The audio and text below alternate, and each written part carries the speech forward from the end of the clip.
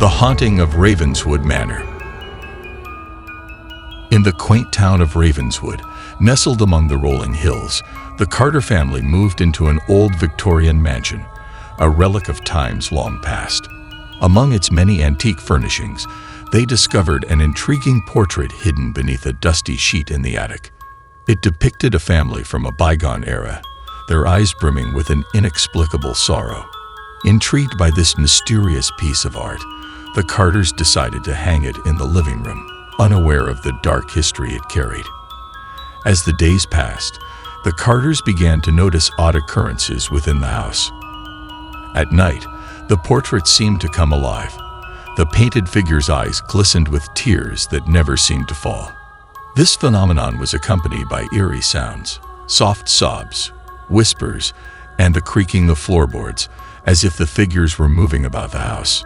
Simultaneously, the family started experiencing vivid, disturbing dreams, all mirroring tragic events that seemed to be from another time. They dreamt of fires, lost children, and mournful gatherings, each dream more vivid than the last. These dreams began to seep into their waking hours, blurring the lines between reality and illusion. As weeks turned into months, the Carters found themselves increasingly obsessed with the portrait. They spent hours gazing into it, trying to decipher the story behind those sorrowful eyes. It was as if the portrait was calling out to them, pulling them into its melancholic world. The family's demeanor began to change. Smiles faded, laughter diminished. They became shadows of their former selves, their eyes slowly mirroring the deep, inconsolable sadness of the figures in the painting. Friends and neighbors grew concerned, but the Carters seemed disconnected, lost in a world of their own. Then, one fateful night, a tempest hit Ravenswood. Lightning illuminated the sky, and thunder shook the very foundations of the mansion. By morning, the storm had passed, but the Carters were nowhere to be found. The house stood silent, an eerie calm lingering in the air. When the authorities arrived, they found no trace of the family. But as they examined the portrait, a chilling discovery was made. The painting now included two additional figures, a man and a woman, their features strikingly similar to Mr. and Mrs. Carter. Their eyes, filled with the same bottomless sorrow, seemed to gaze into the distance, longing for a release that would never come. The portrait had claimed its latest victims, trapping them within its canvas, and the cycle was ready to begin anew. The house, now sealed and forgotten, waits for its next inhabitants, and the portrait hangs silently, its sorrowful eyes waiting to ensnare another soul. In this tale of Gothic horror, the line between art and reality blurs, ensnaring the Carters in a cycle of sorrow and despair. The portrait, more than just a painting, becomes a conduit for tragedy, eternally capturing the essence of those who dare to uncover its mysteries.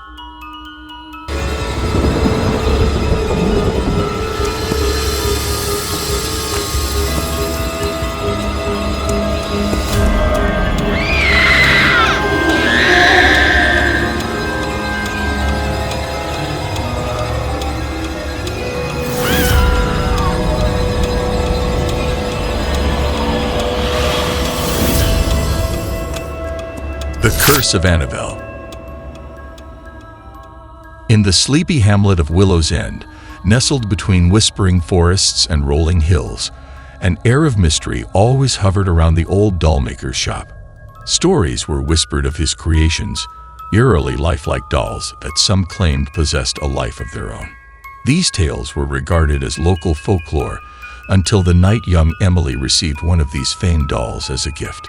The doll was exquisite, with delicate features and eyes that seemed to hold a depth beyond understanding. Emily was enchanted, treating it as her most cherished companion. But as darkness fell each night, a transformation occurred. The doll, which she named Annabelle, began to move and whisper when the house was shrouded in sleep's embrace. At first, Emily thought she was dreaming when she heard Annabelle's whispers. But the doll's voice was persistent, spinning tales of wrongs the dollmaker had suffered, and how she was a vessel for his vengeance. Night after night, Annabelle's words became more insidious, her demands more sinister, urging Emily to act upon these vengeful desires. Emily, caught in the web of Annabelle's influence, began to change. Once a bright and joyful child, she grew secretive and withdrawn, her nights haunted by the doll's whisperings. Annabelle's hold over her was strong, her manipulation subtle yet insidious, slowly bending Emily's will to her own. As the weeks passed, a darker truth began to emerge. Annabelle was not just a doll. She was the embodiment of a malevolent entity, trapped within the doll by ancient, forgotten magic. Each whispered word, each sinister deed carried out by Emily, fed Annabelle's strength, allowing her to grow in power. The once small and delicate doll began to transform. Each night, she grew larger, her features twisting into a grotesque mimicry of her former beauty. Her eyes glowed with a malevolent light, her porcelain skin stretched and cracked, revealing the darkness festering within. The culmination of this sinister metamorphosis occurred on a night when the moon was but a thin crescent in the starless sky. Emily, now fully under Annabelle's control, performed a ritual the doll had taught her, unknowingly completing the ancient spell that had bound the entity within the doll. As the ritual reached its climax, Annabelle transformed into a life-sized horror, a grotesque being of shadow and malice.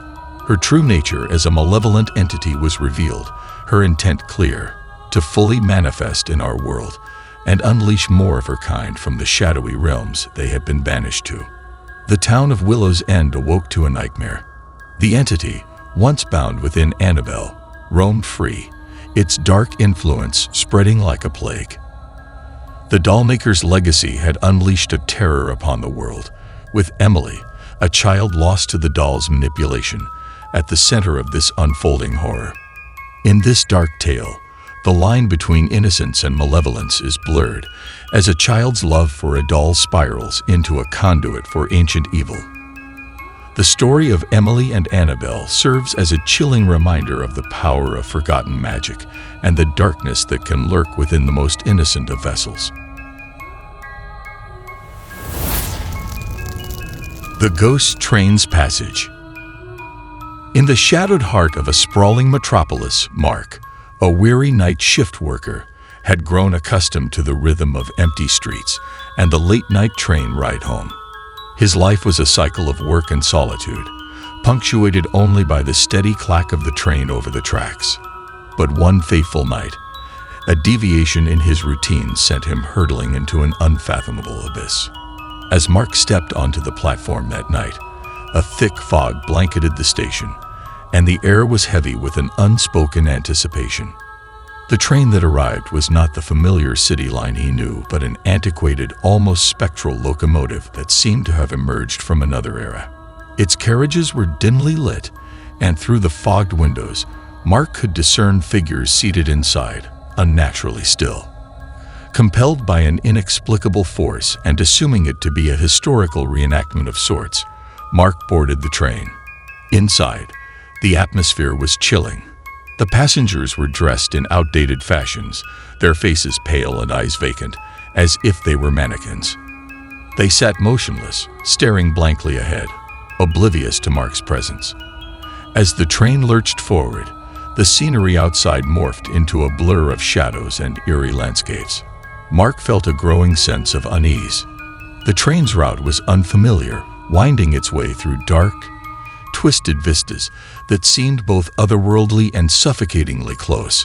The silent passengers around him began to appear more ghostly, their forms flickering like old film reels. Mark attempted to communicate with the spectral figures, but his words were met with silence. His sense of reality began to warp as time inside the train seemed to stand still. Desperate to escape, he pulled at doors and windows, only to find them sealed, an invisible barrier trapping him within. As dawn approached in the world he knew, the train showed no sign of stopping. It was then that Mark realized the horrifying truth. This train was a purgatory, a liminal space for souls lost in time. Each passenger, including himself, was trapped in an eternal nocturnal journey to an unknown destination. The train, with its phantom passengers, was bound to the shadows, a spectral vessel condemned to traverse the night. Mark, realizing his fate too late, became another silent, ghostly figure, forever riding the train through the darkness, his connection to the living world severed. In this eternal night, Mark understood the depths of his loneliness, the train a metaphor for his isolated existence, now magnified in this spectral realm. The train, a purgatory for lost souls, continued its ceaseless journey, a ghostly echo of lives once lived, now eternally bound to the night.